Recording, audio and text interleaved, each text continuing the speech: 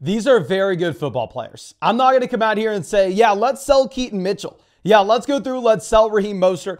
Nobody's buying those names. Instead, I'm going to be looking at players that have hype around them and coming up with trades and exactly why you should be looking to make these moves. Our first guy is a Mr. A.J. Brown. Now, A.J. Brown this past season, phenomenal, right? I mean, even with the Philadelphia Eagles struggling, this is a wide receiver that goes out, averages about 6.5 receptions per game. He has about 9.8 targets per game, 90 receiving yards per game. I mean, A.J. Brown was the freaking man. And if you're going to go over to the RotoViz screener and look at all 26-year-old wide receivers to post similar seasons, yeah, it's a list of who's who. I mean, you have Calvin Ridley, Tyreek Hill, DeAndre Hopkins, Odell Beckham Jr., Golden Tate, AJ Green, Demaryius Thomas, Steve Smith, and Hines Ward. You look at a lot of these wide receivers, the following season, they were primarily top 10 guys. Like the highest score that you had the following year was 21.3 points per game, which would have been good for the wide receiver for this past season. The median that you had, which is the most likely outcome if you look at historical data, was 17.3 points per game, which would be good for the wide receiver 8 this next year. And then the low is 12.7, but that's a one-offer. I don't think we have to be too concerned about that. So if I'm looking at A.J. Brown, I would say from a redraft perspective, I'm actually fine paying his price. Like you head over to Underdog Drafts right now. A.J. Brown currently is the wide receiver 7. He's going behind Amon-Ra St. Brown. He's going behind Puka. He's going behind Lamb, Chase, Tyreek, Jefferson. We already know the guys at the very top. But nonetheless, paying that mid wide receiver 1 price tag from a redraft perspective, I am all about. If you're cross-referencing this to what you have with the flockfantasy.com community rankings, here's where I begin to have an issue, because where the community is valuing A.J. Brown currently is they are putting him at wide receiver 5. He is directly behind Amon-Ra St. Brown, Lamb, Jefferson, Chase, and he's directly ahead of Garrett Wilson and Puka Nacua. Now, in my mind, that's crazy. If you pull up my rankings on flockfantasy.com, if you pull up the expert rankings on flockfantasy.com, you will see that both Wilson and Puka are ahead of A.J. Brown. I think that there's no argument to be made to put Brown ahead of Puka at this point, and that you have Puka going ahead of Brown in redraft leagues, and Puka's only going into year 2 this next season, whereas A.J. Brown's about to turn 27.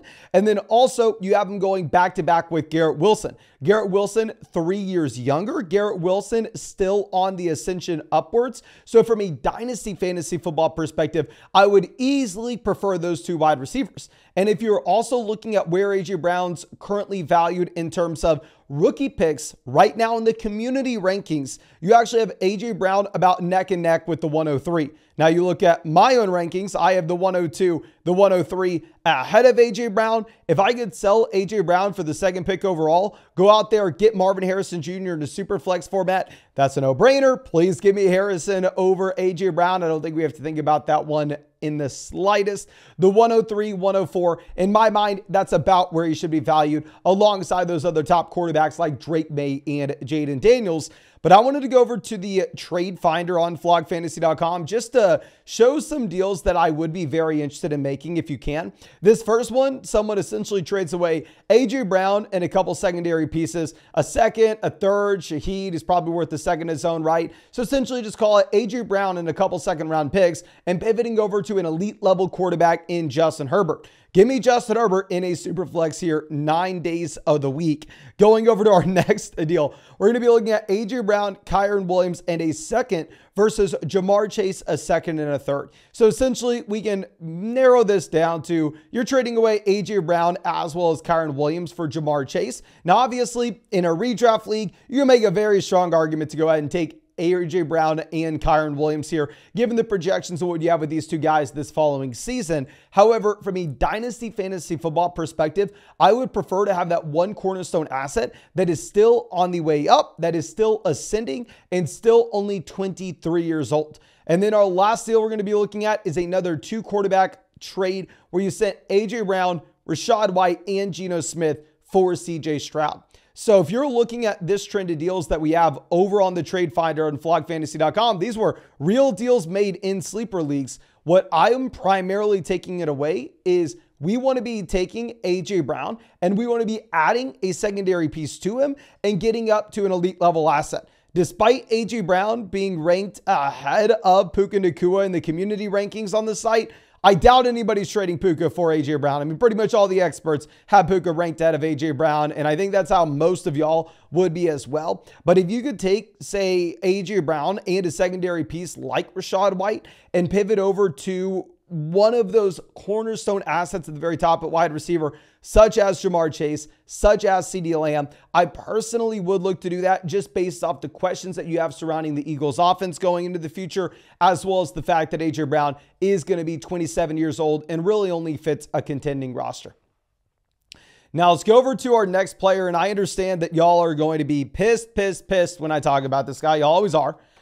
I got to talk about Justin Fields here. I can't just sit here all quiet all offseason and not say anything. In the flockfantasy.com community rankings, Justin Fields currently is at 34.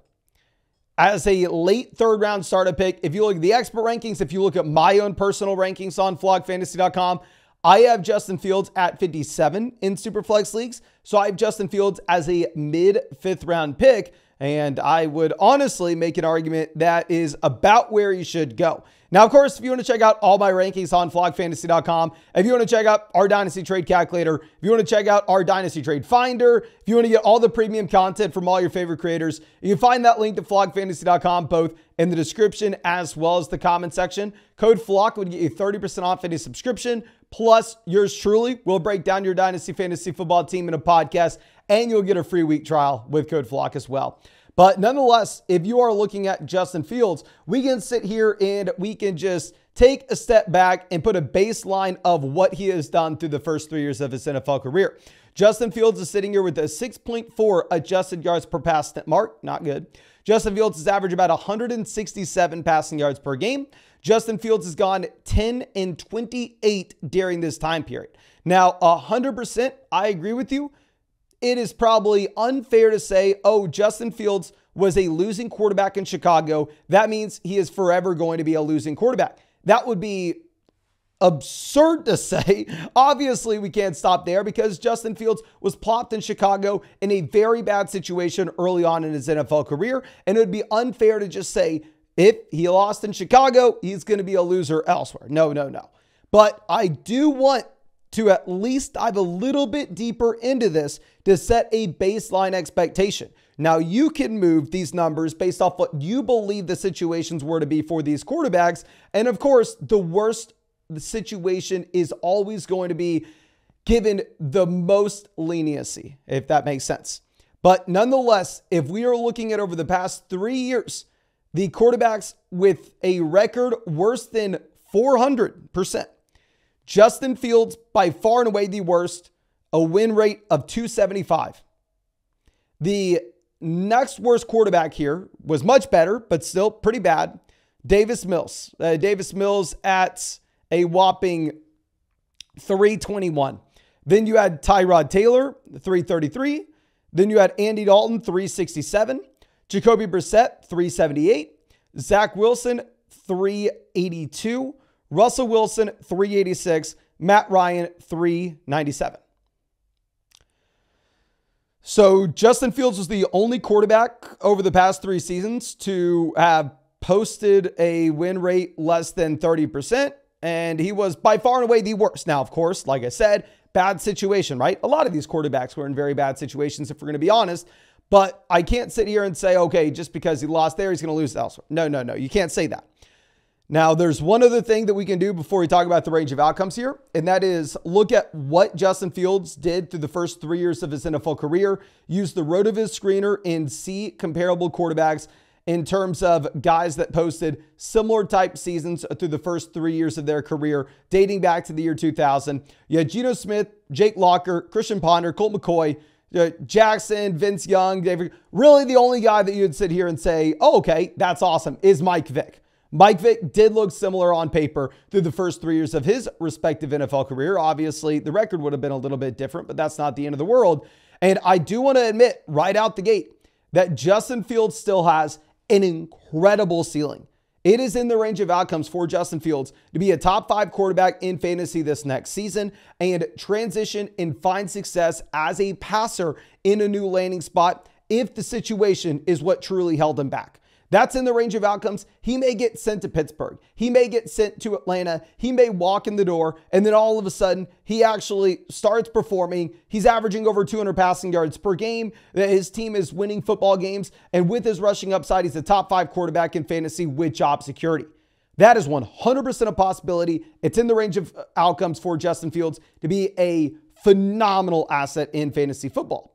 But also, based off the lack of success that he has had through the first 3 years of his NFL career, it is also in the range of outcomes for a team to trade for Justin Fields, to treat it as a 1-year prove-it situation where he goes to Pittsburgh, and if he does not find success, he's done. He's never a starting quarterback again. He goes to Atlanta. He does not find success. He's done. He's never a starting quarterback again. That is historically what we have seen with quarterbacks that perform the way that Justin Fields has through the first 3 years of his career. Now he's in a bad situation, so maybe he gets to a better situation. He turns it around. He's great. That's in the range of outcomes. But it's also in the range of outcomes that he's not a starter a year from now. So with that being said, looking at these price points where someone sent Justin Fields for Anthony Richardson, give me Anthony Richardson by a country mile. He has the job security with the rushing upside. Someone sent Justin Fields for Brock Purdy, Tua, and a second. I would rather have Brock Purdy straight up over Fields. I would rather have Tua straight up over Fields. Someone traded Justin Fields for 2 first-round picks. I would rather have the 2 first-round picks. Someone traded Justin Fields in a second for Puka Nacua and a 2-quarterback format. I would rather have Puka even in a 2-quarterback league. So I want to reiterate, extremely wide range of outcomes with Fields. The man, based off his rushing upside, can still be a top option in fantasy. And if he finds success at his next spot, which historically speaking is unlikely, but it is a possibility, then this is someone that can rebound nicely with his dynasty value. But if he performs as he's done over the past 3 years in a different situation, the historical data says he's not going to be a starting quarterback in 2025. So wide range of outcomes, price point matters a lot. And I think the price point's a little bit too high. Now, someone I was in on over the past 2 years, and it's honestly kind of crazy to see his price point be here. Kyle Pitts is at 61 in the flockfantasy.com community rankings. I personally have him at 82. The average experts have him at 83. So yeah, I mean, it looks like all the experts on the site much lower on Kyle Pitts than consensus. Right now, if you're looking at the community rankings, Kyle Pitts is right in line with Zay Flowers, Mark Andrews, Tank Dell, Kenneth Walker. I would easily sell him at this price point. But to be fair to Kyle Pitts, I really wanted to include this screenshot in this video because it illustrates perfectly exactly how young he is and exactly how old someone like Tank Dell is. Kyle Pitts, 23.3 years old. Zay Flowers, 23.4. Zay Flowers is older than Kyle Pitts. Tank Dell, 24.3. Yeah, Tank Dell is older than Kyle Pitts. So while I want to sit here and while I want to say at this price point, I'm not betting on Pitts, I would probably go out there and take one of these year 2 wide receivers. At the same time, I completely understand why someone else would want to go out there and say it's a little bit too early to give up on him. I mean, if we're going to go through and look at the first 3 years of Kyle Pitts' career and compare that to what we've historically had with other tight ends, he comps to Trey McBride, which is very interesting. Noah Fant, TJ Hawkinson, Zach Ertz, Jermaine Gresham, Zach Miller, Owen Daniels, Jason Witten, Todd Heap. So, I mean, there are some fine tight ends on this list, not to mention exactly how young Kyle Pitts is at the same time. So I want to be a believer on Pitts. I would say if I'm in a redraft league and I get Kyle Pitts as a low-end tight end 1, I'm 100% buying him at that price point. It just does seem like it's an aggressive mark to have him like back-to-back with Zay Flowers and Tank Dell based on what these receivers just did in year 1. Even if they're older than Pitts, I'd still probably rather have the receivers. Now, let's go over to someone else that has had a ton of hype that people are very excited about currently, and this is Tyjae Spears. Now, I understand why people are excited about Tyjae Spears, right? I mean, you come out, this is a running back that looks pretty good. He gets involved as a receiver immediately year 1 in Tennessee. We can all assume that Derrick Henry is no longer going to be a Tennessee Titan in 2024. So you're looking at Tyjae Spears saying, okay, this is a running back that demonstrated the ability to catch the ball. Now you have the opening for him to be the full-blown starter in Tennessee. Wheels up, let's go. Let's hit the ground running. He's going to break out. And yeah, pretty much everybody loves Tyjae Spears at this point, which is why you have seen him move up to being the 70th overall option in the community rankings on flogfantasy.com. He is currently right after Bryce Young, Dalton Kincaid, Rachaad White, and directly before Jaden Reed, James Cook, and the 110. Now, I do want to pump the brakes, not because who he comps to year one. While y'all know I love using the RotoViz screener to come up with a range of outcomes, and I think a lot of the times it is extremely useful to get a baseline expectation with the player, and then from there, you make your own adjustments based off what you believe the talent profile to be, plus the situation that he was playing in. This is not one of those instances where you can use the base level range of outcomes tool and find a ton of value. I mean, you have guys like Roshan, Charbonnet, Naheem Hines, Ito Smith, Matt Breida, Tariq Cohen, Marlon Mack, Brian Leonard. I'm not going to hold this against them. Yeah, Derrick Henry in the backfield, right? It's very different than a situation that you'd be looking at with like a rookie wide receiver. No, running back, you need the opportunity. But if we are going forward with Tyjae Spears, we can say this is a new coaching staff that doesn't really have any allegiance to any running back in this backfield. This is an offensive line that was the worst offensive line in the NFL this past season. Derrick Henry was not a difference-making player this past year in Tennessee. Y'all know we are fading Derrick Henry in redraft leagues this year. Primarily the reason being was the situation that you had for this Tennessee Titans offense. So it does seem like you are paying starting running back prices for Tyjae Spears where you have not dodged NFL free agency yet. You have not dodged the NFL draft yet. This is a team that can go out there and take Braylon Allen. Then what happens when you buy Tyjae Spears for the 109? I don't know. This is a team that also has not turned around their offensive line in the slightest. It should project out to be one of the worst offenses in the NFL currently. So if I'm looking at this, Tyjae Spears on paper currently is the starting running back for the Tennessee Titans. This situation gives him the worst offensive line to run behind the NFL. In one of the worst offenses in the NFL. He is yet to dodge free agency. He is yet to dodge the NFL draft. I'm not saying Tennessee is going to go out there and take a running back to be a starter, but they could very easily take a running back to turn this into a running back by committee because we don't know if this coaching staff views Tyjae Spears as that 3-down option. So if I'm looking at this price point, would I rather have Bryce Young or Tyjae Spears? Bryce Young by a country mile in a super flex league. Would I rather have Rachaad White or Spears? Give me Rachaad White. Would I rather have James Cook or Tyjae Spears? Give me James Cook. Would I rather have the 109 or Tyjae? Give me the 109.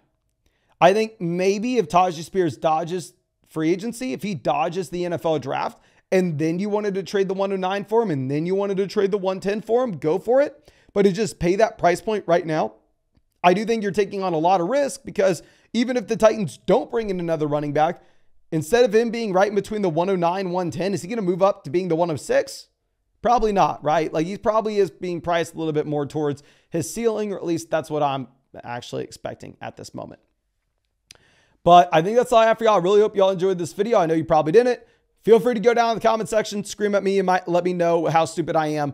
But if you want to check out all my Dynasty Fantasy Football rankings, if you want to check out our Dynasty Trade Calculator, our Dynasty Trade Finder, if you want to get all the premium content from all your favorite people on YouTube, including all their rankings, you can find that link to flogfantasy.com in the description, in the comment section. Code FLOG will get you 30% off a new subscription. Code FLOG will get yours truly breaking down your Dynasty Fantasy Football team in a podcast. And on top of that, you will be getting a free week trial. But I think that's all I have for you. Really do appreciate you. Really hope you have a great day and hope we get to see you out in a live stream sometime soon.